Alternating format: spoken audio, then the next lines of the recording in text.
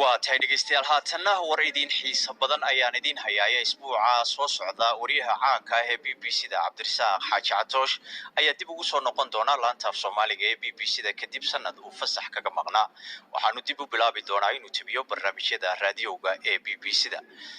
taftiraha laanta af Soomaaliga ee BBC-da Cabdilaahi Cabdisheekh ayaa sheegay in soo noqoshada Catoosh ay sare u sii qaadi doonto sida dhegeystayaashu ay ula falgalaan buu yidhi wararka ay BBC-du tabiso waxaanu yidhi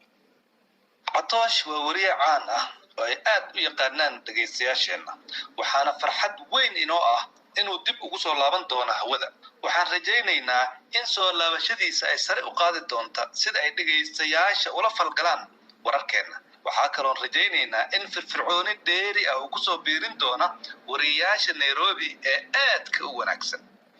Cabdilaahi Cabdisheekh ayuu haatan tiraha laanta af Soomaaliga BBC-da oo sheegay sida uu gacanta uga geysan doono wariyaha caanka Cabdirasaaq Xaaji Catoosh kor u qaadida barnaamijyada BBC-da iyo taakulaynta uu siin doono wariyayaasha soo laabashadiisu waxay ku soo beegmaysaa dhowr bilood kadib markii dhammaan barnaamijyada raadiyaha laga soo wareejiyay London oo loo soo wareejiyay Bariga Afrika wariyayaasha raadiyowga ayaa haatan ka howlgala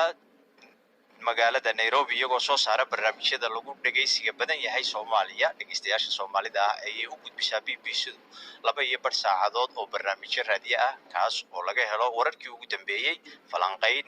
warar la xiriira dhaqanka iyo cayaaraha oo ay ugu horeeyaan barnaamijka maalinlaha ah ee halka saac socda ee dunida iyo maanta la yiraahdo